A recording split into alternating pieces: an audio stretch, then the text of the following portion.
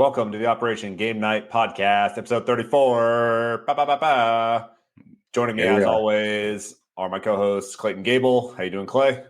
I'm doing good. I loved your guys' episode on engine builders last week. I really think our podcast is better when I'm not on it. So I'm going to start angling for the role of sole producer, and you guys can just be the talent, because that was a good episode. You guys had a lot of great conversation about those engine builders. Check it out if you haven't seen that one. You even like that part where I threw you under the bus? I did. It's fair. I am not the engine buildiest guy, so it was warranted criticism. Hey, you know what? Even let's go into an alternate universe where you are the behind the scenes guy. You still have to come off mic and correct us. You still have to be. Yeah. You don't just get to be completely behind the scenes. You still have to come in there when me and Travis are like, "Hey, can you throw something up on the screen?" And you got to fact check us and stuff. So yeah, plus our knowledge points go down about 15 to 20% if you're not on the podcast. So yeah, that's fine. I'm not good. You feel a critical role. You feel a critical role here. I just feel like three's a crowd. It was really good banter between the two of you, and I'm gonna muck it all up this week. So no, you're not. I feel like the French have a term for three people that go in on something together, but oh, come on. Anyways, we'll hash that out later. Joining me as always, co-host Jared Erickson. How you doing, Jared? I was trying to do my best Sith Lord impression. We're starting a little bit late because of me. I'm coming to you live from my daughter's closet again. I think that was maybe back in episode 5 or 6 or something like that. But I'm doing good. Just back in the closet. That's okay. Yeah. Yesterday, we did a little joint operations with our boy Vic. I think someone mentioned something about me being sweaty. I'm sweaty again. If anyone's wondering, yeah, perpetually sweaty. It's okay. Yeah, always moist. Speaking of moist, we have a great show for you today. We are going to debrief our weeks in gaming. We are going to review the BGG, that is Board Game Geek Hotness, which is the top 50 games by search engine on Board Game Geek. And then we're going to go over the fence and talk about what we've been doing outside of board gaming. So, Jared, I want to hear yours first. Let's go. Let's get your debrief for the week. Okay. Well, not to put the cart before the horse type thing. I'm going to talk about Azul here. And I think I'm speeding a little bit because Azul here, I didn't actually play it. Okay, great. I have sent a invite to Mary to play it. If Clay, if you could tell your wife, just text her real quick and say, "Hey, Jared's waiting on you to accept." She hasn't been on BGA for about 2 days, and so I sent her a little request. So this is what I'm going to do for the debrief today because I'm a little chaotic. I'm going to tell you what I remember about Azul, and then can you guys fill in the blank? Absolutely. Do our best. So from what I remember, Azul here, it's a good theme here where you have these tiles, these literal tiles, like you're tiling the floor of a beautiful Spanish palace. Is that correct? I don't even know what kind of palace we're talking here. But what you're doing is you're selecting these different types of tiles.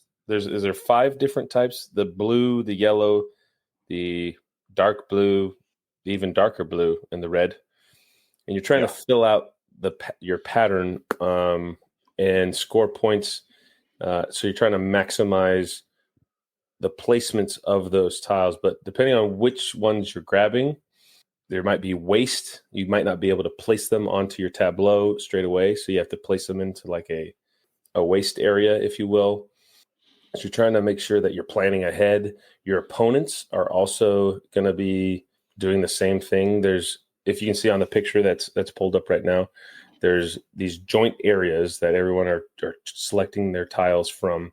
Some of them might have extra yellows, and we're like, shit, I don't need these yellows yet, or I don't want them right now. But it has a red that I really want. I really want that red. So you take that one, but then you got to waste some of the yellows. So not really engine building at all, right? I would not say it's an engine. Well, actually, in the point scoring, by getting more tiles out on there and the more connections you make, the more points you score every time you place a tile. So the main goal is to passive engine builder. Passive engine builder. The main goal, from what I remember, is get as many rows and as many columns as you can. Columns and rows. That's how rows and columns work. And ultimately, you do want to just fill out your entire 5x5 grid. And as you can kind of see right there in the middle, it goes horizontally as well. What are the rules on actually placing them once you grab them from those center sides on the right, like the pairings, if you will?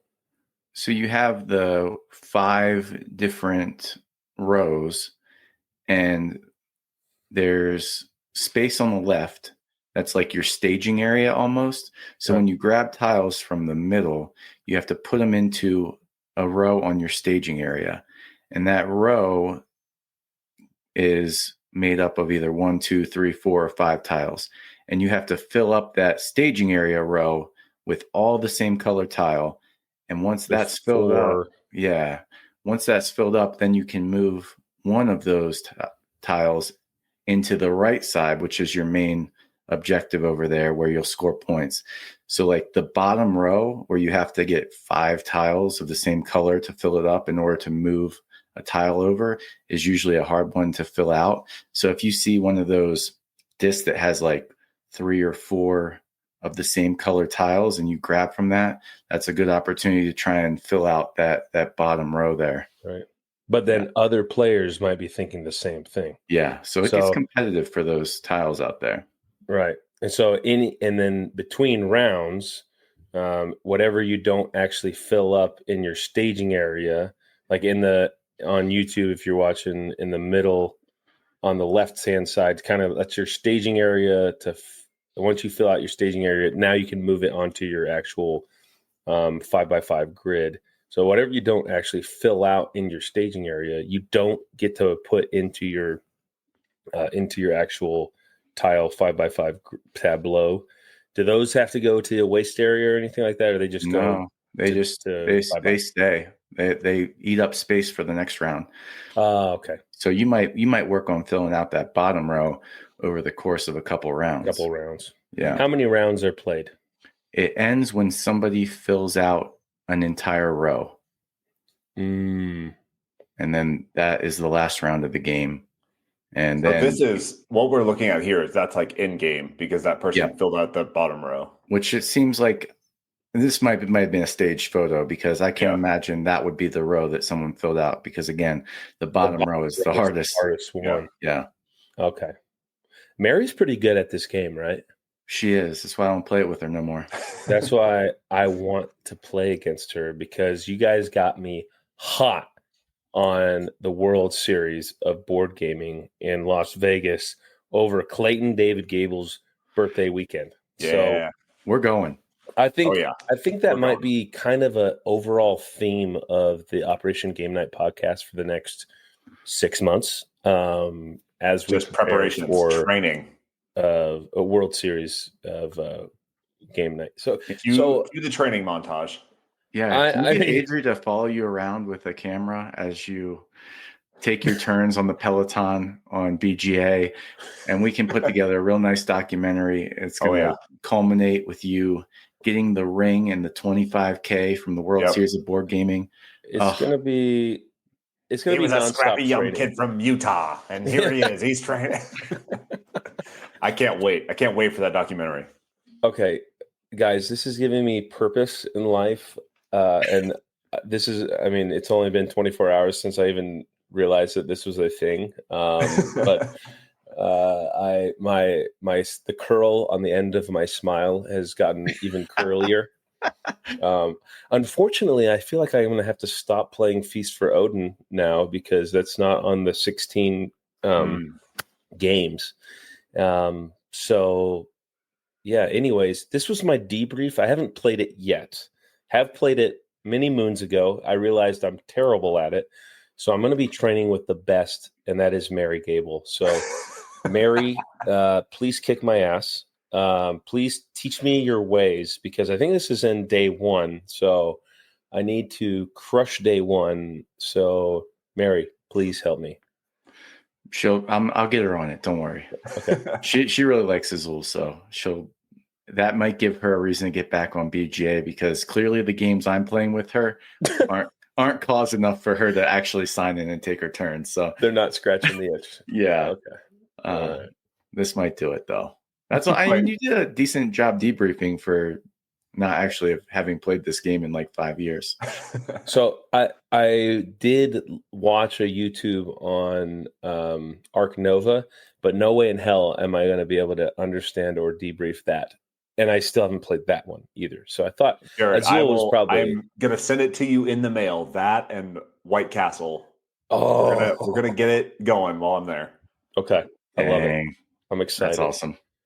Sweet. I have 2 questions. One, Clay, there are about 10,000 different Azuls. Yeah. Is there one that is more popular than the others? Like, I know that there's like Azul Chocolatier and Azul Spooky Halloween themed. Like, is there one that stands out above the rest? I think just classic Azul is the one that people like the most. I mean, the chocolate one is the same. It's just a different like skin on it. But they have done like Summer Pavilion and Queen's Garden or something. Now they have Azul Duel. I haven't played any of those. They just look like more of the same. Yeah. I think basic Azul is fine.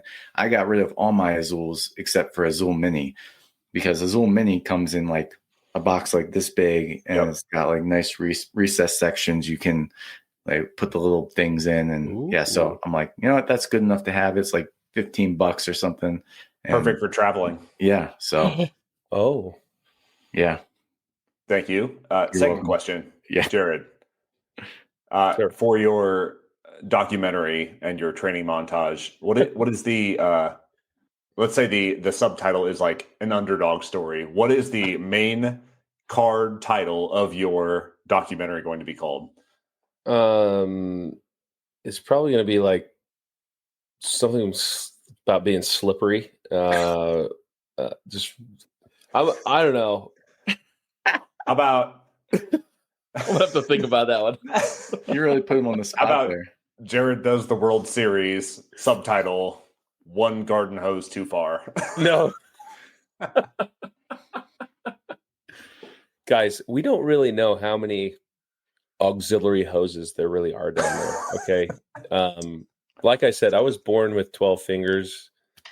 So that's 2 extra fingers. Who knows if there's 2 extra hoses down there? So I know Tay, he sent out a sweet alternate logo for us here at Operation Game Night. There might be some extra ones. Who knows? We'll have to we'll have to and who knows, maybe it's just like so persistent that it just like recreated a pathway. I don't know. Who knows? It's like a Hydra. It's like the Hydra. You cut one hose and like 2 more just branch off. Holy cow. All right. Okay.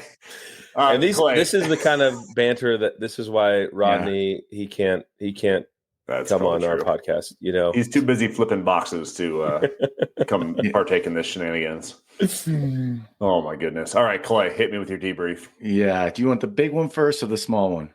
Let's do big one first. Hit me with the big one. I didn't get approval for 2 debriefs, but I'm going to do it. So, oh my god, here we go.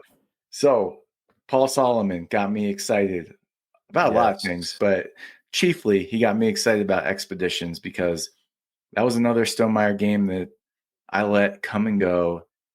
You know, I saw mixed reviews and it looked big. It was expensive. And I was like, I don't really know if I'm going to play this. So I got my Petrie's bucks because I turned in like 100 games to Petrie's, and they had Expeditions. So I was feeling spendy and got the Ironclad edition, which was awesome. Yourself. Yeah, I treated myself as I'm one to do, and got Expeditions.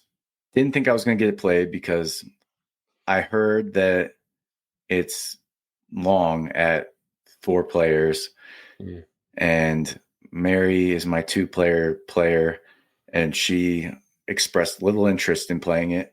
However, we made a deal. I made a deal with the devil, and we were back home in Pennsylvania last week, and we were at a wedding. The wedding ended at like 11 o'clock. Mary's like, everybody was going out to some bar. If you know me, that's not my scene. No. I hate loud places. I hate, all the commotion, paying top dollar for drinks. No fun. Was it a board game bar? It was not a board game bar. It was a bar. There was a line outside of it. I was like, what are we, 15? She wanted to go. She's like, probably not 15 either, but maybe 21. Yeah, something like that. She wanted to go, and we never get a chance to do stuff like that. All of our family and friends and stuff were out. And I was like, you know what? If you agree to play some of these unplayed games I have with me, I will stay out till whatever hour of the night you want, and I will not complain. And so I made that deal, and I held up my end of the bargain. I complained a little, but either way, we got back. I'm gonna fact check that with Mary. Yeah, fact check it. But we got back to Colorado, and I phoned in this favor real quick, and we played Expeditions the other night, and it was awesome. So Expeditions has like this hex grid that you form. There's like 5 or so tiles that are basic tiles that are always there. And then there's like unexplored tiles that expand out from the base camp that you don't know what they are. So when you move your mech into there, you get to flip it over. It reveals some level of corruption and an action that you can take in the future. So like Paul Solomon was saying, it's got a really cool action selection system. There's 3 things you can do on your turn, and you always can do 2 of them. So you can move, you can gather, or you can, what's the third thing? Oh my God. Oh, play a card. Yeah. So move, gather, or play a card. And you have this cube that you cover up one of those actions, and then you take the other 2. So if I cover up move, I can play a card and gather. And so that was a really cool system. And the card play was interesting. So there was like 3 types of cards. There were cards that you could tuck underneath your board that were like an engine you built. Like this, Jared, I was thinking of you this whole time, engine building. There were these meteorite cards, and when you melded it under your board, it gave you an ability. And then the next time you melded a card under there, you triggered that card's ability and the other card's ability. And then you could do that up to 4 times and kind of reap these actions. There were quest cards that required you to go to a specific location on the map and spend resources. And then you could tuck those in the top of your player board. And those gave you hearts, and hearts kind of multiplied your scoring potential at the end, kind of like in Scythe, how your popularity does. And then the third type of card were items, and those got tucked on the right side of your board and gave you like ongoing abilities. So tucking cards was huge if you could do it, but it was hard to do because those were spaces that were out further in the hex grid that you had to uncover that let you meld or quest or upgrade. And they were also covered up by these corruption tokens that you had to use your resources of power and guile to vanquish. And so you're doing this, you're tucking your cards, you're playing cards. There's also this cool thing where when you play a card, it has like a general benefit that usually gets you some of your resources. And then it has like a worker on the bottom, like yellow, purple, green, or blue. And if you have one of those workers in your supply, you can put it on that card to activate that ability as well. So you're also managing this supply of different colored workers that you can use to get more abilities on your cards. And the game ends when you, just like Scythe, you've got stars that you're trying to achieve objectives. And they're, similar things like you melded 4 meteorites, you did 4 quests, you have 4 upgrades. I think one of them was 5 map tokens you have. So there's these different objectives you're trying to hit. And when somebody gets 4 of their stars out on those objectives, the game ends. And I really appreciated what this game was doing. I don't know if I'll play it a ton, but it was just a game I appreciated the design. It did a lot of things that were unique, but the things you've seen before, but just in a new way. Like the card display was not just like a Dune Imperium card row. The cards are actually displayed in gaps in the map. So like when you're in a space adjacent to that card, you kind of have access to potentially pick it up. So it just had a lot of cool thoughts in it. And it played fairly quickly, and it was kind of streamlined at 2 players. It was like an hour and 15 minutes for our first play. So nice. Not too bad for a game of any photos? It's pretty heavy. It's a three-way 3.4. Yeah. So just above medium. Yeah. And it felt like it. But maybe it's medium heavy. Oh, look at those. Yeah, so Clay, you got the ironclad version, like the big. Oh, you better believe it. Okay, yeah. So I got this edition at Essen a couple years ago, and I have not played it solo, but I've heard good things about the solo mode on this one. So yeah, if you want to get the most bang for your buck out of this game that you invested in, I would give the solo mode a shot. I'm not sure how it differs. Don't quiz me on that, but. Yeah, I read the rules like a year and a half ago when I bought this game, and I am definitely interested in trying this solo, if not getting it to the table more, because it does have some cool systems. Like it's nothing revelatory or anything like crazy new, but it's like engaging and interesting, and like just plus if you have the fancy version, like the metal mechs look good on the table. Like they're nice and big and beefy and heavy. Yeah, they're so good. They're way bigger than the side mechs. It was a lot of fun. I really did think that it was interesting, the worker aspect of it, like trying to collect those workers of the colors that you need to activate your cards. Yeah, it was a cool game. The only complaint is a production complaint. In the Ironclad edition, it comes with these silicone bases, which I thought, wow, that's really cool. Silicone bases, nice rubber, snap onto the bottom. They don't fit. And I looked it up. And a lot of other people said the same thing. Like they just like loose and fall off. So I don't know. I mean, with 2 players, it wasn't that hard to remember which mech was yours out on the map. But maybe if you're playing with 4 players or something, it would be a nuisance to not know where your mech was. But that's a minor production gripe on what otherwise is a really nicely produced game. And don't play it with Tyler Spangler, especially after a couple brewskis. Yeah, he'd not be. I mean, this is probably a little easier to grasp than Scythe, I think. Well, give it a try with him, you know? Yeah, maybe I'll see what he's thinking. I'll see what he's feeling. But yeah, that's Expeditions. My unplayed Stonemaier game list is down to, I think, Pendulum. Is it just Pendulum? And that's it. And that's awesome. It. That's the only Stonemaier game I haven't played. That's huge. That's crazy. I guess I only played Charterstone once, and it's a legacy game, so you're really supposed to play the whole thing. But have you played all of the like Scythe expansions? No. No. I hear good things though. Yeah, they have some awesome ones. Like Rise of Fenris is far and away like the most popular, and that one's pretty awesome. That makes it into a campaign game. Yeah. That's like the big box expansion. Other ones are like the individual factions and stuff that you can buy. Yeah, Rise of Fenris is like a full box that comes with it, and it's a campaign thing. Oh, I haven't played Euphoria either. Yeah, so almost there. Almost got the whole catalog down. Jared, I can ship you this one if you want to play this one too. Ooh, you would love the engine building going on, man. It was so cool. Like, I'll take them all. You're going to get a crate of games, and we're going to play them all while I'm there. I love it. Perfect. All right, Clay, what else you got? Real quick, just want to give a shout out to this little ditty, Pixies. Aww.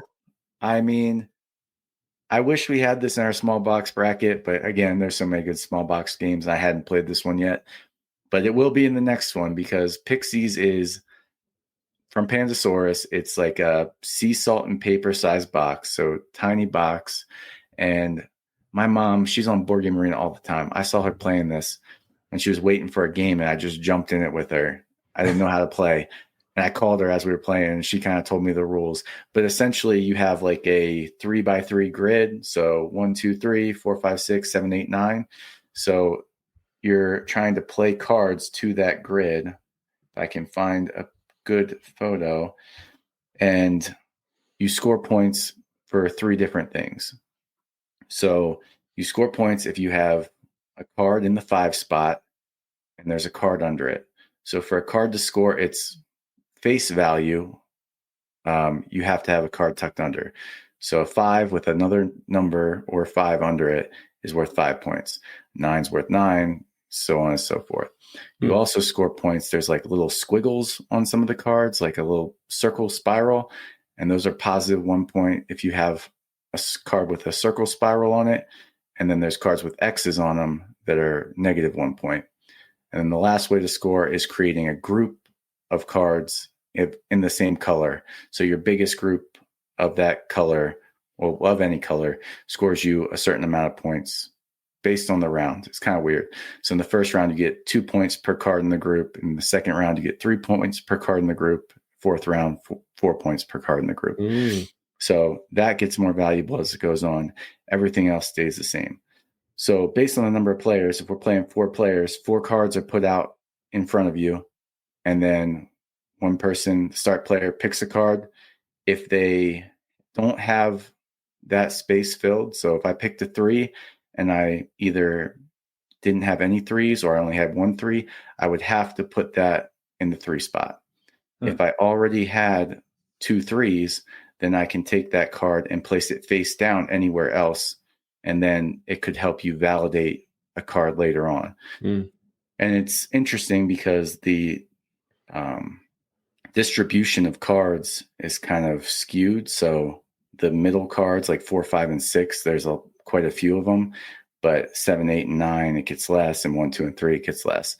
So 9s are the most valuable if you can get 2 of them to validate it. It's huge. But there's not a ton of them. And usually the higher point value cards have a lot of X's on them. So there's some interesting trade-offs there. And it's just a super quick game that, like, yeah, there's 4 cards placed out. You pick one, you put it in the spot. Really low thinking, but tons of fun. We played it when I was home over break with my grandma even. And she's never even played more games than, she only plays dominoes, like Mexican Train. That's all she plays. And we taught her this, and she played it, and we finished. I thought we were done. She's like, "Are we going to play again?" I was like, "Oh my gosh, we got the grandma run it back." Wow. And so, yeah, Pixie's great little card game. It's on Board Game Arena. It's super quick and light. The scoring is kind of annoying at the end of each round because there's a lot of counting on like the spirals and subtracting. But other than that, it's a pretty slick little game, and I'm pretty hyped on it right now. So the points stack. So like you can tuck a card, like in this picture, 5 gets 5 points for a tuck. But like you said, you score points if it's like touching other green cards or something like that. Yeah. So you could but it's also like, it looks like the number 2 is a wild card, I guess. Yeah, so there are like wilds. That's scoring point because it's touching and it's a wild card, I guess, or whatever. Yeah. But okay, so you could really like optimize your engineer brain popping off right now. Yeah. So I like Pixies giving me the fire up a BGA game. It takes all of like 5 minutes to play on BGA. It's so fast. Yeah, it's giving golf vibes too. Yeah, we were talking about golf a couple weeks back. That's a good connection. I like that. I like it. Yeah, it's good. I think Adria would even like this one. I know she's probably the toughest to get on board with the game. She's got her couple, but I think you could. She's got quite the dry spell right now. I need to break her out. We got to get her out of her shell. And apparently, fun fact: this artwork is like somebody actually like gets little things from nature and like takes photos of these little things. Yeah, there's like a guy that goes out and he like stages these acorns as little anthropomorphic. No way. Yeah, Mary can't get enough of these photos. Yeah, they're so cute. Sorry for the listener. It's I can't even describe what I'm looking at. It transcends some little words. goblin-looking thing with a deer. Yeah, just miniaturized, like all made of natural stuff, like an acorn with eyes. Yeah, that is a creature. Yeah, that's cool. That's Pixies. That's great. I thought it deserved a shout out. And a good travel game. It is a great travel game. I traveled with it well. All right. So before you switch screens, I'm going to start my debrief because I want to do this. I want a little bit of a build to this. So, all right, let's build it up, Travis. I'm going to go back. Let's get big. Can we get big? Can we get? I'm going to get big. Let's get big. Side by side for this. So, yeah, I had family in town last week. Did not play a lot of games. We played some Onitama. We played some Splendor. Smaller, quicker games that we were familiar with. But then I was like, I have all this time. Grandparents are watching baby. Like, I can get in some games on my own. So I played a lot of digital games. The Dune Imperium app that just officially released, so good. It's great. I love playing Dune Imperium on that. And it's challenging, and it's smart, and it reacts to what you're trying to do in a smart way. Phenomenal. Love it. Then I played some, what do you call that? Oh my God. What is that? I should have written these down. Travis, I don't know. Okay. Then, well, this is separate, but I played Root. Root just released the Marauder expansion. On the app? On the app. New challenges, new tutorials, which I desperately needed to understand the Keepers in Iron. And I don't know if I understand them, but I certainly am trying to, because that app is great at teaching you a new faction and getting you going quickly. The challenges for the Keepers in Iron and the Lord of Hundreds are great.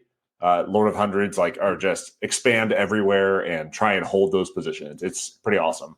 Keepers in Iron, I still working on it. It's tough. Then I played a game that is not an existing board game. It's called Armello. And Armello is an app that has come out a long time ago. I wish I could shout out the year, but I don't know.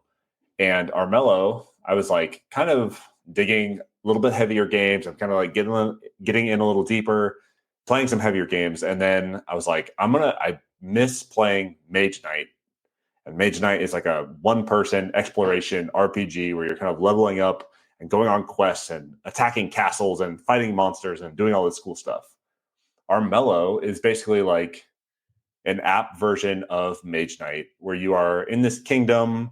The king is like this evil person that is, controlling the region, and you kind of play as this. It's kind of got like Robin Hood vibes, but you're playing as like a fox that is going out and fighting bad guys and capturing castles and taking lands and all this type of stuff.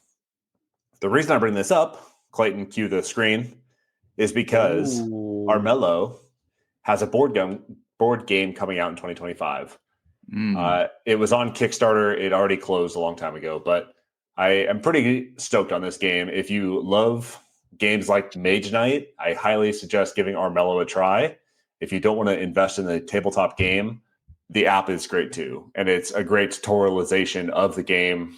Basically, it gives me Mage Knight vibes, where you are going around exploring, you are controlling one of 4 factions, and each faction is good at different things in combat or exploration or managing interactions. And the first one that you start with is, let's say, the wolf up top, and he's kind of like the warrior class, right? So he goes out and he's just capturing castles. He's slaying bad guys that are after him. And you do that by accepting quests. And so these quests will be you could go do this hard thing that's kind of out of your way from the overall main storyline, or you could just continue on the storyline. And it kind of gives you this choice of choose your own adventure as you go along. And then you get to these encounters where it's you could fight them or you could not fight them. And as you go, you're collecting loot, you're taking control of regions, you are upgrading your character, you are equipping different items that change the battle space.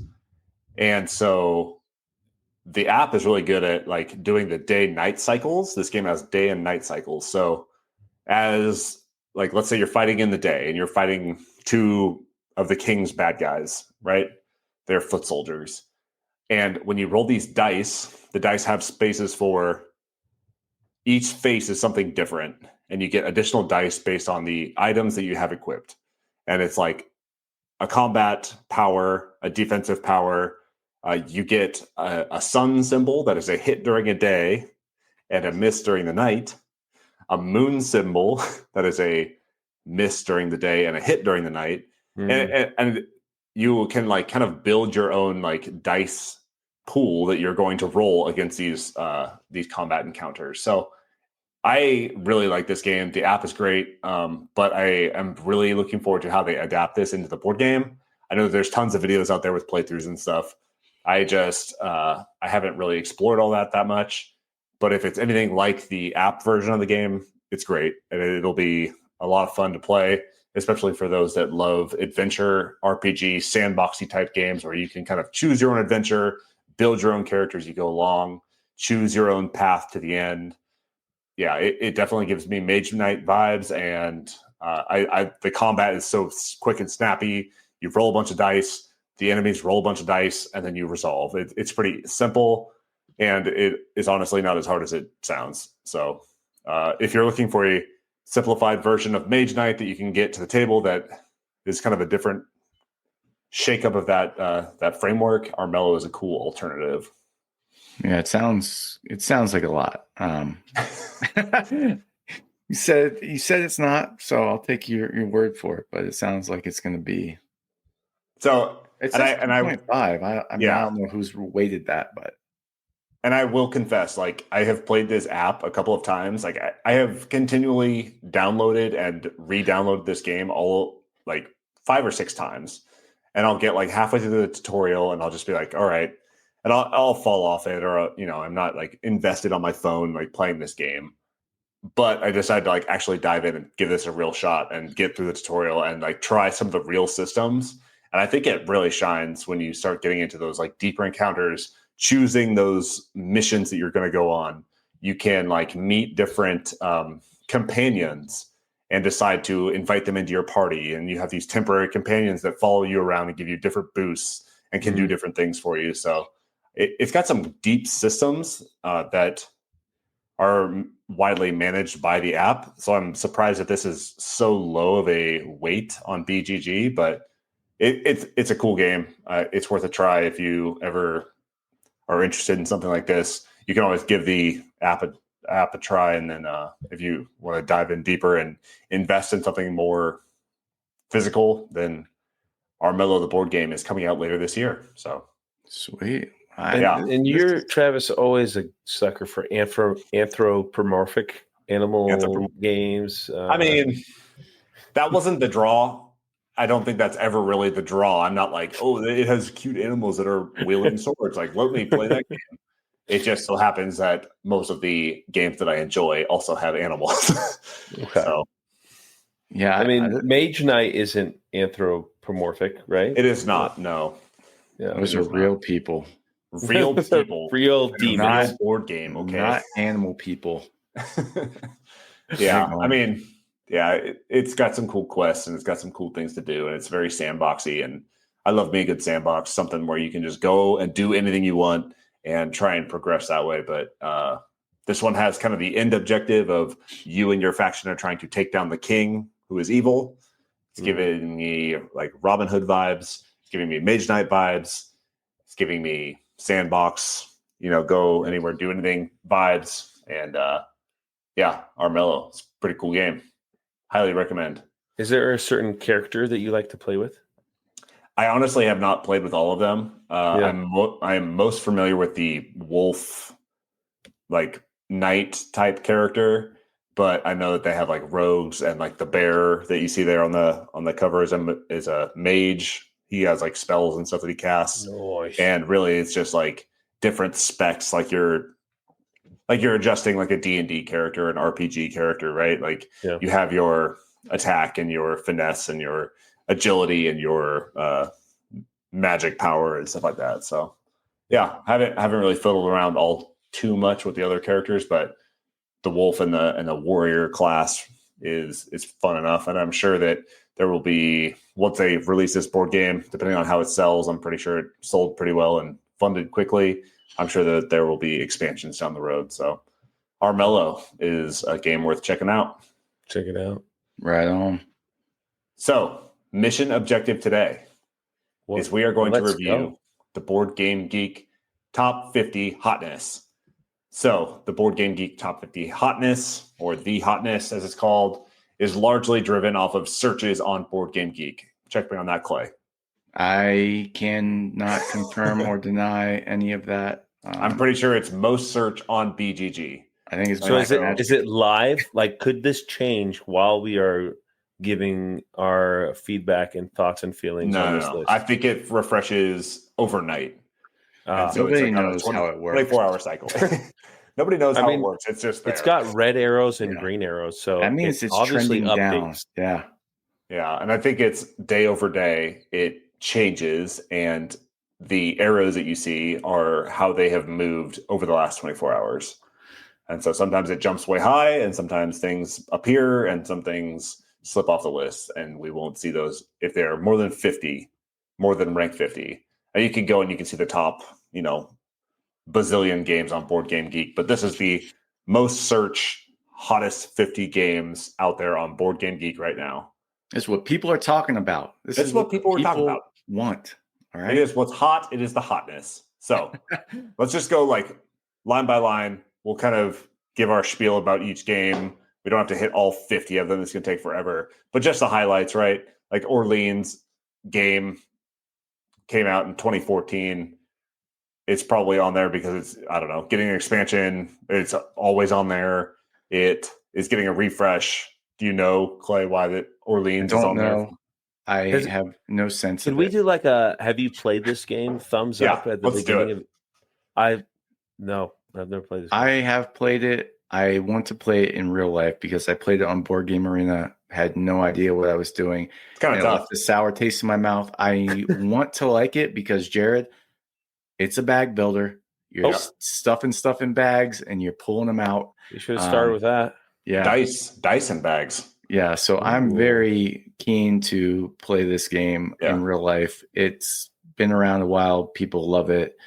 I just did not have a good time playing it without knowing how to play it on Board Game Arena. So that's my only experience with it. All right. 49, Quorum. Do we know anything about this game? Absolute black hole. Yeah, I honestly have not heard about this. It's a 2025 release, so I imagine it's probably like a Kickstarter that's now shipping to backers, but I don't know a whole lot about this. Right.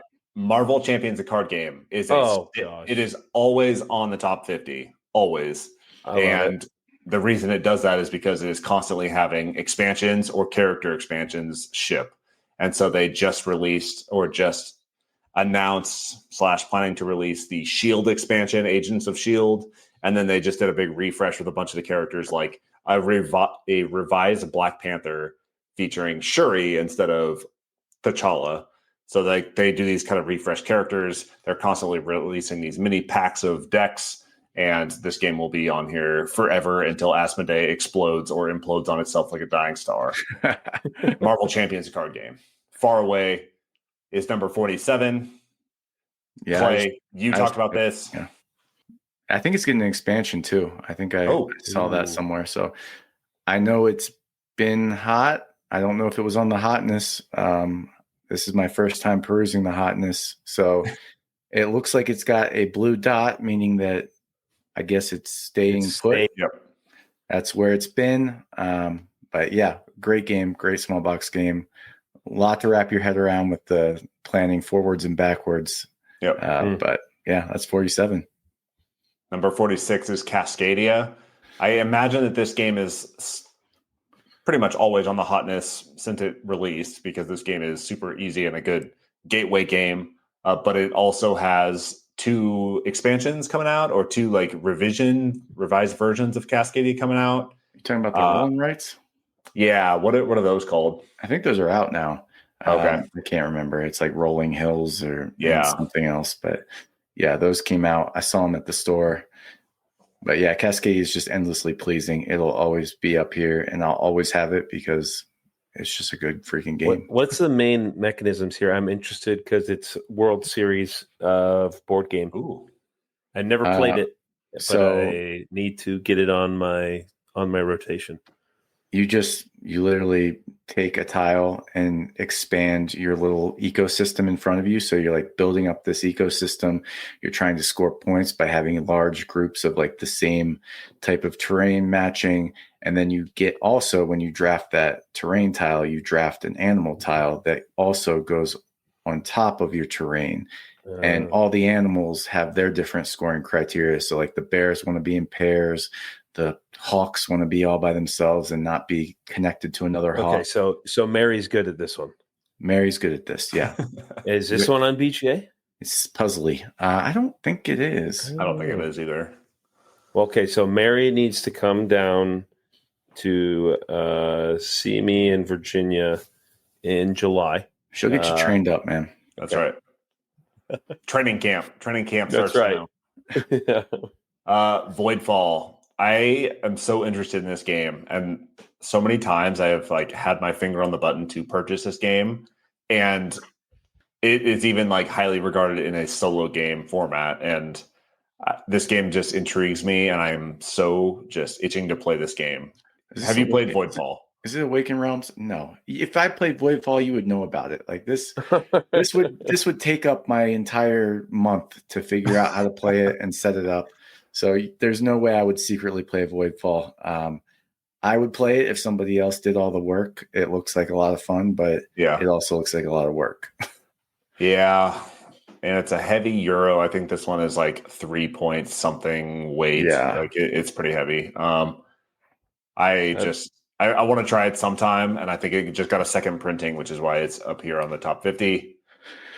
Arkham Horror, the card game. This is another Fantasy Flight game where they're constantly releasing new expansions, new characters, new investigators, new scenarios that you can play through. It's like Arkham Horror, Marvel Champions, and Lord of the Rings, the card game, are just constantly on the top 50 just because they are always releasing content and people are always trying to figure out what's going on with the next thing in these game series. So I love this game. I don't have all the expansions, not even close. You could probably spend $1,500 to $2,000 on all the expansions and characters and stuff. But it's just always involving, and there's always stuff to check out. But if you are interested in a specific piece of these different living card games, the Reddit subreddits around these card games are phenomenal. People will do like deck builds and character reveals and, in-depth reviews of the different announcements and stuff. And those subreddit communities are super involved and super active. So check those out if you're interested. Everdell's always on here. Clocked in. I have a confession to make here. I don't think I've ever played Everdell. Yes, you have. You guys mentioned there's a pop-up tree, like mat. I don't think I've known that. It's not a pop-up like Camel Up. You have to assemble a tree that kind of sits on the board and holds some things. I feel like when Travis got the big box, we played Everdell. I don't know if you were in Korea then or not, but no, he was not in Korea, and I'm pretty sure he was there when we played it, or maybe it was like you, me, and Spanky or something. But Everdell. I imagine it's on here because Everdell Duo shipped, and people are still searching for Everdell. But I feel like a good game. Oh no, the Duo shipped. Okay, number 42, we got Finspan. You know how we feel about Finspan. I talked about it a few weeks ago with Sam from Mesmerelm. Newest Spaniverse. My favorite in the Spaniverse after a few plays. Yeah, fish are awesome, and it's a fun game. Why is it going down, though? I feel like it's brand new. You'd think it'd be the hotting it up. Well, maybe we'll get a hint in the games that are above it, because there's always games coming out. Like Molly House clocking in at 41. Just last week when I checked the hotness, Molly House was up at like number 2 because it was like just announced. It's like brand new. It's hot. Everyone's either it's just announced or people are like just getting their copies in their hands and they're looking up rules and threads and stuff like that. Molly House slipped all the way down to 41 this week. I don't know anything about this game. Great joy in a queer community in 1720s London. I mean, I'm intrigued by the blurb right there. Yeah. Is this one of those like Amabel Holland games or? Can you click into it? Let's check. Let's see. Oh, it's a Whirly. Dang. This is a Whirly Gig game. Whirly. Oh my gosh. Interesting. I mean, it's certainly going to be a lot to chew on, but what an interesting theme. I know he's like a history guy. Yeah, can you go down to the photos? Yeah. It's like strictly card driven. Interesting. Kind of looks like medieval Monopoly or like mid-century Monopoly. Is that like Victorian? Almost Victorian. Blown glass pieces right there. Yeah, that's pretty cool. High quality components, cards, a nice mat that kind of looks like a Monopoly mat with little spaces. So yeah, I don't know anything about this game. I have to check this one out. Swirligig, I'm intrigued. I don't know if it's. I hear a lot about his games. Like, I mean, we get the roots and the arcs of the world that kind of make it mainstream. But he also, and those are still kind of offbeat. Like they have weird design to them, and I think he even gets weirder with Whirligig. So, I'd like to try one of them. I know he's a interesting designer. Yeah. Clocking in at number 40, Scythe. We have kind of beat that one to death, but that one's always on the top 50. 39 is Endeavor Deep Sea. Do you guys know anything about this one? Nope. Been seeing people talk about it. Yeah, it's been on here for a while now. It's got a dash instead of a circle. Yeah, so I think the circle is like just appeared on the top 50. And then unchanged since yesterday. There you go. What is the circle? What do you do when you hover over a circle? New to the list. There you go. That's what happens when this is our first perusal through the hotness. We're figuring it all out here. Yeah, I don't know much about that one, but I've seen lots of people talking about it. As with Moon Colony, clocking in at 38. Moon Colony is like that. This is like the new hotness. People are getting this in their hands, and people are loving it.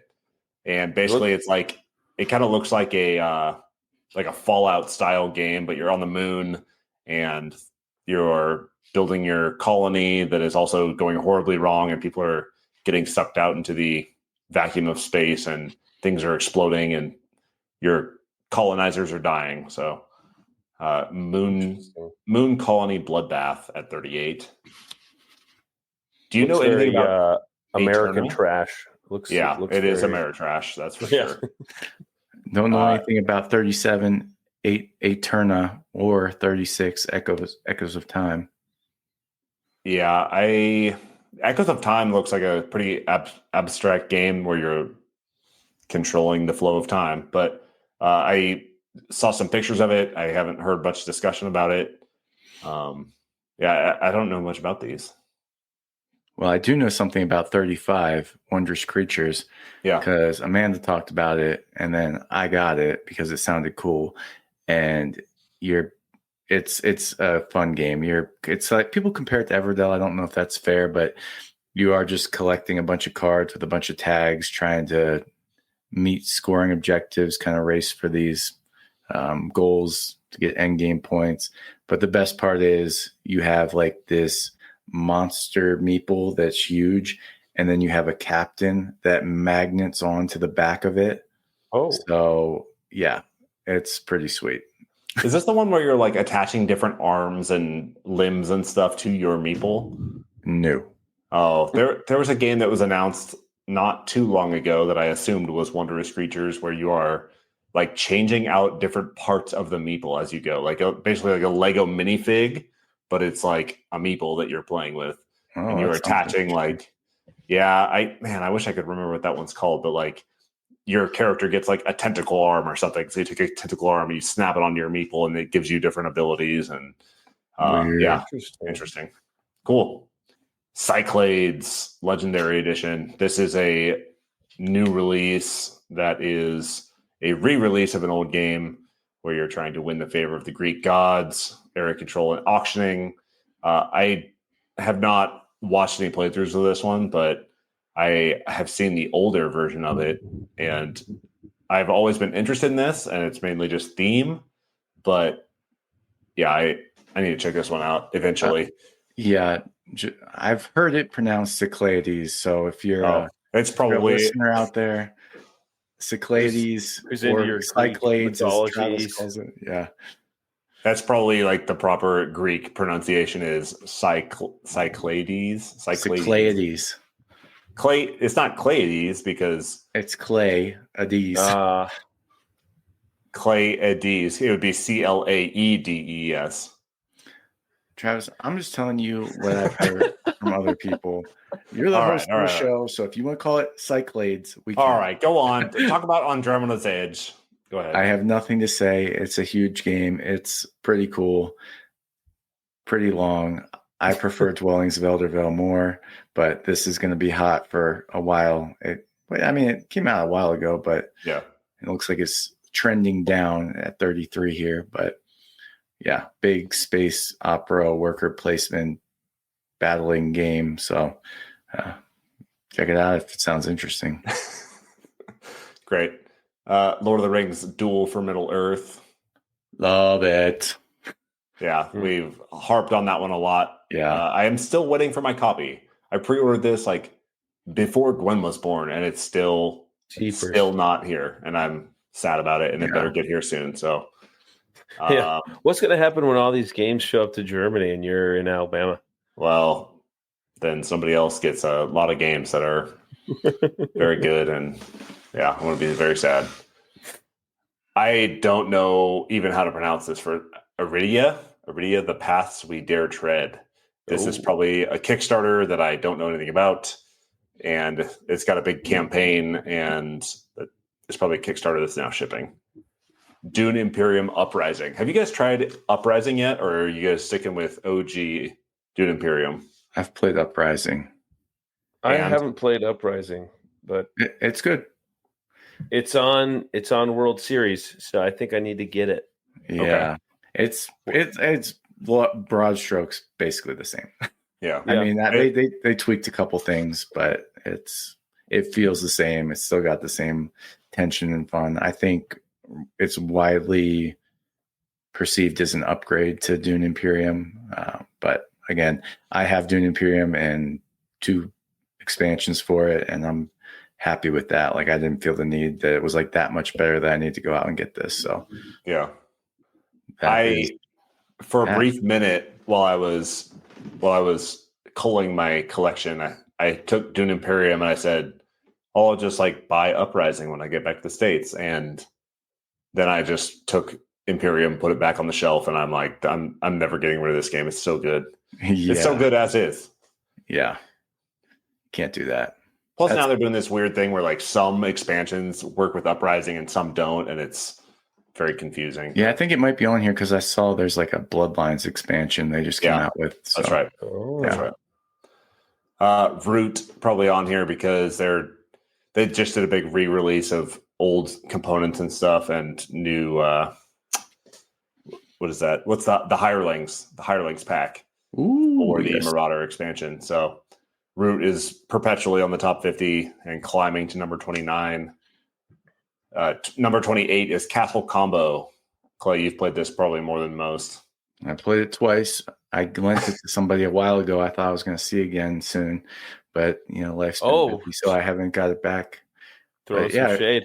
I'm not throwing any shade. I knew I don't miss a game because I have so many, and I'm glad to have other people get to play it. Hopefully he's played it because it's a fun, quick little drafting game, kind of creating combos to build your city.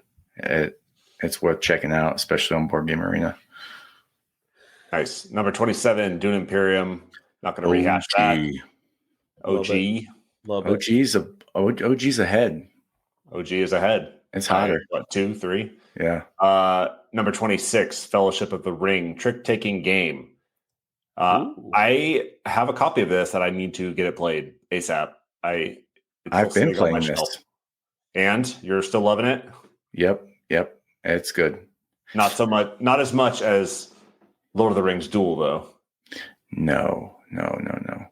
That's probably the best 2-player game I have is Lord of the Rings Duel. It's so good. Wow. Yeah. This is fun though. It's like The Crew, but Lord of the Rings themed, and yeah, that alone just makes it more fun for me, and it feels like more of a campaign kind of. I mean, you're just playing a trick-taking game, but it does kind of walks you through the story. Yeah, so it's a co-op trick taker like The Crew. Dang. Yeah. If only Adrian was like a nerd, I think maybe she'd like this one. You got to get her nerded out a little bit, Jared. Come on. She's just too hot, you know? That's true. Speaking of nerd stuff, Clay, do you have the Gifts of the Galadriel expansion? I don't. Oh, okay. I don't think it changes all that much. It's like a small little Pokemon card sized deck of cards that comes with it that, I don't know, adds some different stuff. All right, Wingspan, always on the top 50 and climbing to number 25. Just because it's always on here and floats up and down right around 25 anyways. Number 24, Machines to the Sky. Race against time and build the ultimate sustainable arc and save humanity. Do you know anything about this? Nothing. We really need to keep up on our Kickstarters if we're gonna review the top 50 because I feel like half of these are Kickstarters all the time. Yeah. Civolution. We talked about this one yesterday with Vic. Vic is loving Civolution from Games Moss podcast, but you guys are not loving it. I don't know anything about it from a play perspective. I just saw that the YouTube video was really long to learn to play it. And from other people I've heard talk about it, it sounds pretty darn heavy. Yeah. And he said he had to play it over 2 days. Yeah. Oh, it's a Stefan Feld game. You know, I will give Stefan Feld some leeway since he designed Castle Burgundy. I'm willing to experiment with him a little more than I would maybe other designers. But this is another one like Voidfall. Like if somebody else has it and learns it and sets it up, I'll probably be happy to play it and have a good time. But I'm just at a point right now where I'm not into being the one that's going to invest all that time and foist it upon people that probably don't want to play it with me. So, yeah, just stick. If you know that Castles of Burgundy is getting to the table, just stick with Castles of Burgundy. Why shake things up with Civolution? Number 22, Forest Shuffle. Have you guys played this one? No, I've only heard good things about it, really. And I know it's on BGA. It is on BGA, and I think it just released on BGA, which is why it's climbing on BoardGameGeek. So I think it's a cute little trick taker, if I'm not mistaken, but don't quote me on that. It's not trick taker.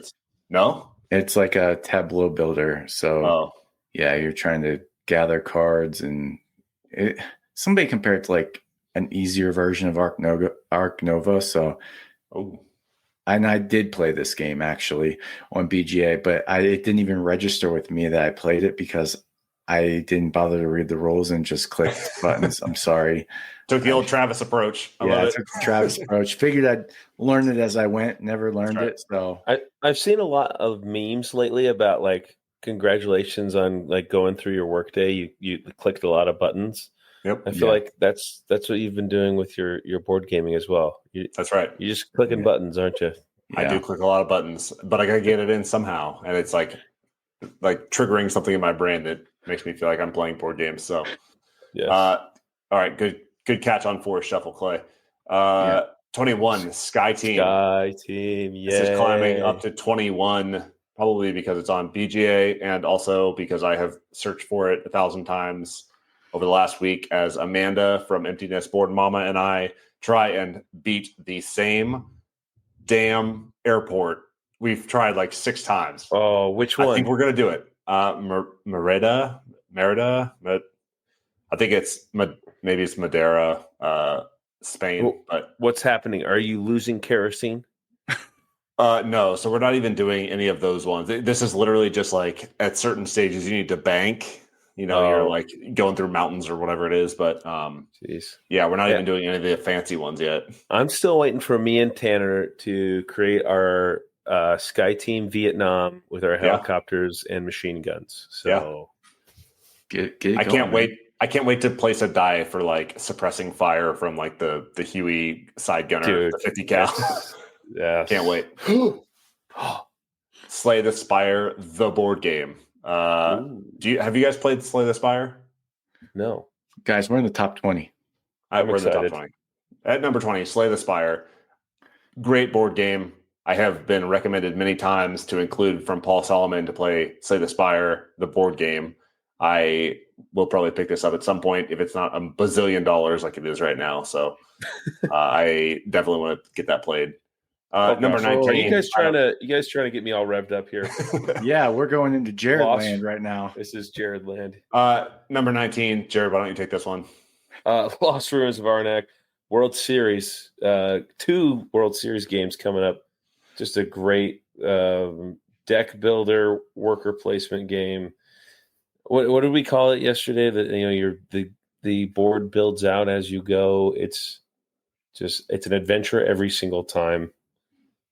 Shout out to Gamesy Moss. They did a great top shelf episode on Lost Ruins of Arnak that made me fall in love with this one even more. And with Carly from Board Game Buzz. With who? Oh, Carly from Board Game Buzz. Yes. And then Terraforming Mars, awesome engine builder. I mean, you don't even have to like space as much as Clay to love this one. You're going to Mars and freaking building out and putting people on Mars. It's beautiful.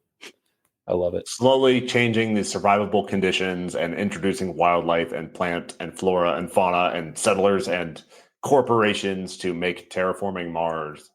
And there's even pets. Mars. You can even put pets on there. Yeah. Heck yeah.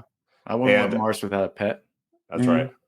And I imagine Lost Ruins of Arnak is moving up in the top 50 because of the big box expansion that's coming out. I saw that. You guys sent that to me. 2 new boards, some new expedition leaders, maybe. Oh, yeah. Yeah, that thing looks awesome. I'm really It's like 80 euros, though, and the tariffs are going to make it even more expensive. So don't get me started. If you learn to read German, maybe I'll source you one while I'm here, and I'll bring it back for you. Yeah. Number 17, Spirit Island. This game is always on here. Oh. It has a great online subreddit community, and the solo game community loves Spirit Island. It is consistently voted the number 1 solo game around. Like every year, BoardGameGeek does like a list of the top 150 solo board games, and Spirit Island has capped that list since it came out in 2017. Plus all the expansions and stuff. Like it's very popular. Me and Clay, I feel like tried to play this one a couple years back, and I just didn't fall in love with it. I don't know. Yeah, it was too much. We need to give it another try, honestly. I know people love it. I've seen too many people love Spirit Island to not give it another chance.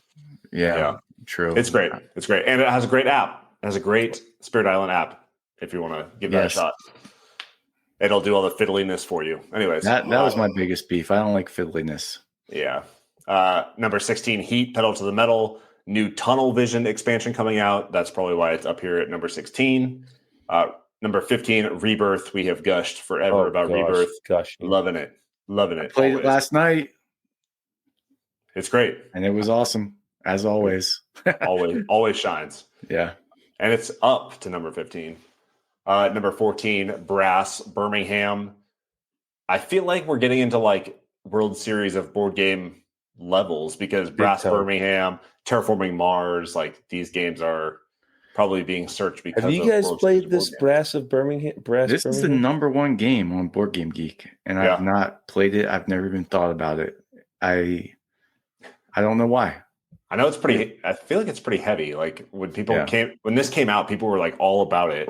And I haven't heard much about it since, but I know that it's still like a favorite, and it's very economic. Yeah. It's like an economic society engine builder.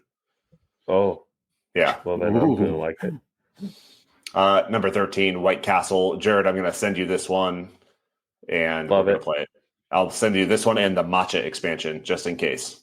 Ooh. I bought that game, never played it, got rid of it. I hate when that happens. That's a shame. Number 12, Deep Regrets. This is a Kickstarter game that is shipping right now. If you want to get a quick preview of what that looks like, I know that Amanda from Empty Nest Board Mama just got her copy, and she did a big unboxing of it. So she got a super fancy new edition with a big bag and everything. So check that out. Number 11, Stone Spine Architects. This is kind of a new hotness that just released on Board Game BGA, Arena. Right? Yeah. So I might give this one a look-see with Amanda here shortly because she invited me to a game.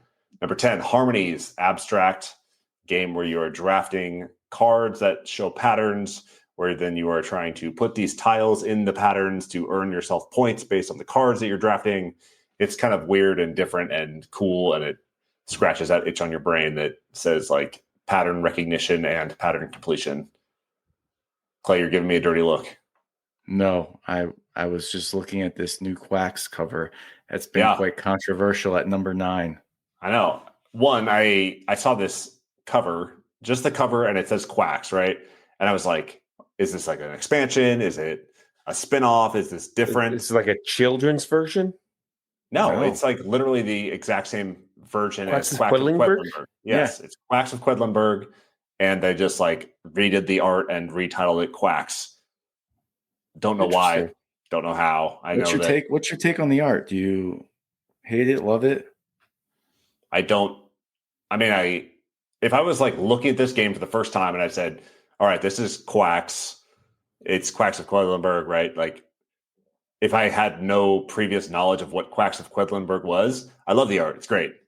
But I feel like I've been playing Quacks of Quedlinburg since 2018, and I have grown to know and love that art, and I don't know why they felt the need to rebrand. So essentially you like the old art better. It's just like more prevalent in my brain than this new. Yeah. I don't know. It's like when you see like the first, like the 3D version of the Smurfs and you're like that, like something doesn't work. Like kind of fries my brain a little bit. So yeah, I don't know how I feel about the art, but they rebranded Quacks of Quedlinburg as Quacks. All right. Number 8, Arc Nova. Also a World Series of board game. Yes. Jared, just watch a video on it. Yeah, I mean, you're creating your own zoo, building a little tableau, optimizing where you're putting your pens and your animals, and you're trying to like partner with universities and researchers and getting these tags. I think this one's super cool.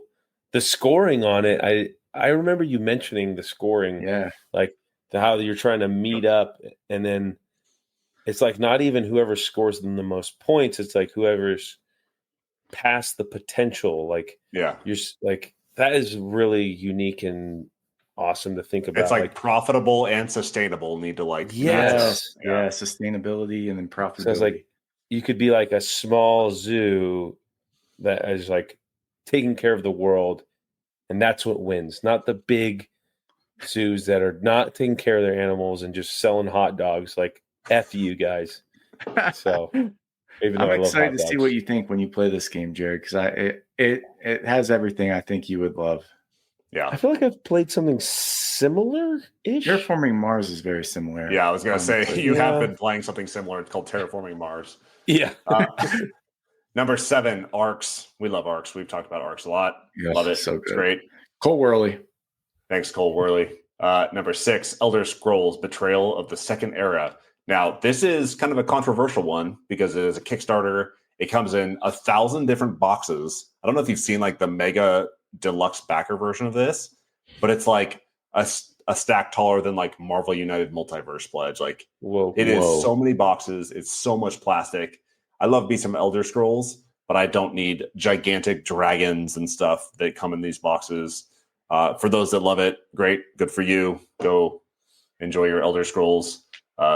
Not really for me when I can pick up a controller and play a game that came out back in 2013 and enjoy this same story. So enjoy your Elder Scrolls, everybody. Number 5, Flip 7. Clay, you've played this a lot. Yeah, love it. Great game. Push your luck in its simplest form. I mean, I'm glad to see it up here, getting its flowers at number 5. I don't know why it's so high. I feel like it was hot a while ago, but I get maybe it's got a new edition. I think I saw like a small box. It's just a card game, but it of course comes in a gaudy box that's too big. And I think I saw it was a smaller box. So a lot of people are doing game nights, a lot of people getting potlucks together, people feeding each other, getting soju shots together, playing Flip 7. I don't know. I'm sure based on what they've seen, on Operation Game Night. That's what they're doing. Quayside at number 4. It's a 2025 release. I don't know anything about this one. This is like pretty new to the list. I'm pretty sure it just showed up not too long ago and it moved down since yesterday. But I'm sure. I mean, I've heard of all the Key series of games. I think this is in it, like Keyflower, Key, whatever, all those. And people like those games. I've never played any of the Key games, so maybe that's something I'll check out. But yeah, I don't know anything about Quayside other than that it's potentially a new Key game. Number 3, SETI. Yeah, Clay's favorite game, apparently. Yep. Yeah. Like I've been telling everybody, this is my favorite game. I don't know why anybody would think different. I like it a lot. I'm never going to play it enough to be like a favorite game. Just because it's heavy and it takes a long time and the setup's long. But I enjoyed playing it and I want to play it more. But as with everything, like I think it's getting a lot of press. Like it's getting to the hands of people that are then posting about their feelings about it, right? Whether they love it or they hate it, and it's causing this like dissidence where some people are like it's overrated, and some people say, this game is far better than it needs to be, or best game ever, or whatever. Yeah. And anytime there's discourse about a game, it's gonna climb the ranks because people got to check it out and see for themselves what they think. So, Clay, when you come to come down on your monthly voyage down to Virginia to play with Cole and I, we can get this to the table at 3 players. Maybe you're going to like it. I don't know. Yeah, I am eager to play it with you. I don't know if Cole will like it. This doesn't seem like he's more of a Cole's an Ameritrash guy through and through. So we might leave him out of this one. Number 2, Galactic Cruise. This was a Kickstarter game that is now shipping. Build and launch ships to send guests on luxurious space vacations. Instagram influencers are going off on this game. It's crazy. And it looks beautiful. It looks like a lot, but it looks beautiful. I have seen this one, and I saw that Bloodbath, Moon, Space Base, that one.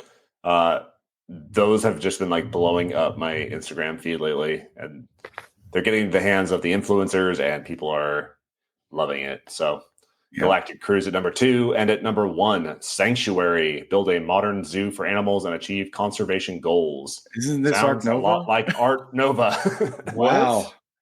Yeah, I imagine that's why Ark Nova is climbing too, is because this game is very similar and is drawing those comparisons for obvious reasons. Oh, dude, it's the same designer. Is this like a re-implementation or something, or a remixed version? It looks the same. It looks the same. Huh. Yeah, I don't know what's going on here.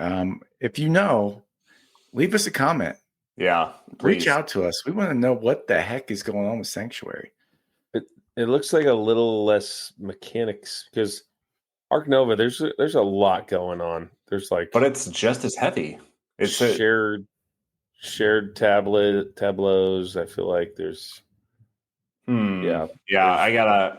If you know anything about this game, reach out to us because how dare we do an episode on the hotness and we get to the hottest game and none of us and shame on me because I literally just checked this yesterday and I'm like, okay, I know these games. I got a good grasp on most of these.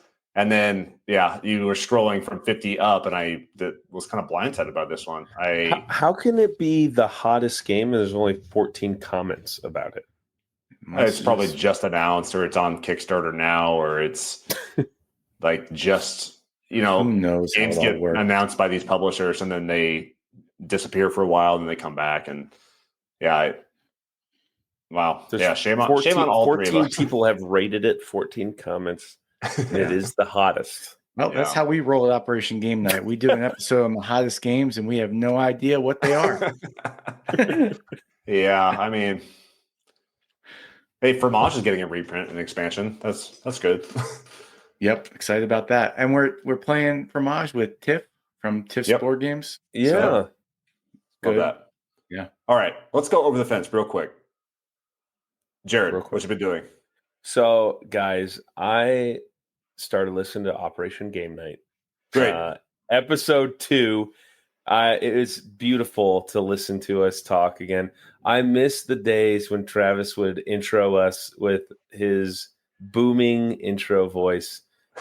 It's really beautiful to see where we've come from and consistency over these weeks and months. And just shout out to my brothers here. We've gotten like really good at podcasting. We've gotten even closer as friends. And I can't wait to see what the next 33 episodes brings for us. It was really fun.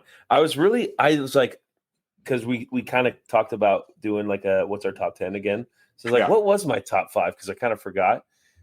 I said Camel Up and Wingspan. I haven't even played Wingspan in like a year. And Camel Up has like slowly slid out of my top 20, I feel like. Yeah, well, I don't know. I love Camel Up. But there's like so many other great games that you guys have like brought to me since we started this podcast. Because that was like episode 2. And just so many bangers that you guys have brought me since episode 2. So I love you guys. That's my over the fence. I guess that's not outside of board gaming, is it? It was, you're listening to a podcast. Yeah. I was wondering why our listens on the second episode went up by 1, or why our listenership went up from 1 to 2. And I listen to these episodes. I do the audio editing and stuff, so I listen to it once then, and then I listen to it once when it publishes, just to make sure everything like translated okay. But I have never gone back to listen, so I'm gonna have to go back and see. There's a nice Easter egg in episode 2 because for some reason, remember the audio, whatever reason, there's like a 30-second delay that there's just silence in the middle of the podcast. I love that people are listening. That's what we were working with. And that's probably why it's probably why people listen to episode 1 and then episode 2 and then they never listen to any of the other ones. we just hit publish. You guys need to start on episode 33. Okay. Yeah. Yep. But maybe not 33, considering we went through the hotness and didn't know what was hot or why. Yeah. Wait, are we on 34 or 33? 34. We're on 34. 33 engine building. That's still pretty strong. Yeah, just listen to 33. That was a great episode. I wasn't there. Oh, shut up. Probably why it was so great. What's your over the fence there, Clayton? So, man, I really wanted to be able to bring some finality to the situation with the Sopranos because I've been talking about it for months now. It's consumed my nighttime hours, and I have 1 episode left in the entire series tonight. So I will be watching the series finale. Wow. Mary just said last night that she thinks it's her favorite series of all time. Wow. And this came from people, please, if you try to watch The Sopranos, stick with it because we quit 3 times in the first season. Like 3 different years we started it and quit. And now Mary is lauding it as potentially her favorite series of all time. So interesting. I'm pretty excited for tonight watching The Sopranos. Also, over the fence, after this, in like an hour, I'm going to see my buddy Chris Dong. He sang at our promotion ceremony. He's in a production of Footloose, so going to a little local theater. I always enjoy doing that, so I'll let you guys know next week how it was. Oh my god! Break a leg, Chris and Clay. I want like a separate episode of your interpretation of the Sopranos series as a whole, to include like the controversy with the finale. I want to hear your hot take on the controversy of the finale. So I'll go character I didn't know there was. Beautiful. And tell you about their story arcs and deep dive. I love it. Yeah, sure will. It's perfect. Good. I have a couple things. So, the finale of White Lotus season 3 is tonight. Oh, so excited about that! Lots of good fan theories out there about who's going to die. It's not a spoiler because episode 1 they show you that somebody's going to die in every single season. Everyone dies. Yeah, Yep. That's what they do. By the time this publishes, that will be already live. Then, if you're like, man, I am needing something to watch, The Last of Us season 2 comes out next week. April 13th, I think it starts. So excited about that. Yeah. Then I have one more. So this past week, Nintendo did their big release that said Nintendo Switch 2 is coming. Here's all these cool games. All right. It's got all these cool features, increased graphics and increased playability, and does all this stuff. It's great. I'm so excited. Then Liberation Day happens. Yeah. Donald Trump tariffs the whole world. Okay. Nintendo put a pause on the pre-orders for the Switch 2 based on tariffs from the US. So I'm not going to get political about this. I'm just pissed because I was so excited. His Game Boy. It really put a damper on the Nintendo Switch 2 release, knowing that so there was already some controversy because they said, coming June 5th, day before my birthday, you guys should have already pre-ordered me one, but it's yeah, it's in the mail. Yeah. June 5th release. So excited. It's birthday present to myself if I have to. And then they don't ever announce a price. Okay. Then afterwards, you go to the Nintendo Switch website and it's like $450 for this thing. Oof. Crazy expensive. Okay. That's like almost as much as a PlayStation 5. People are not happy about the price, but what they're more unhappy about, games are $80. $80 for this thing. Wow. Yeah. People are like not happy. It's supposed to be this like family friendly thing. And they're like, the Switch itself comes without a game. Like if you want a game, if you want the new Mario Kart World with your Switch 2, $499. And that's with a discounted game. And so with all the peripherals and all that stuff, people are going to drop like $700 on this thing day one. Yeah. So anyways, lots of controversy, and I'm loving following it along as it develops because it's all very interesting to me. But hopefully things settle down a little bit.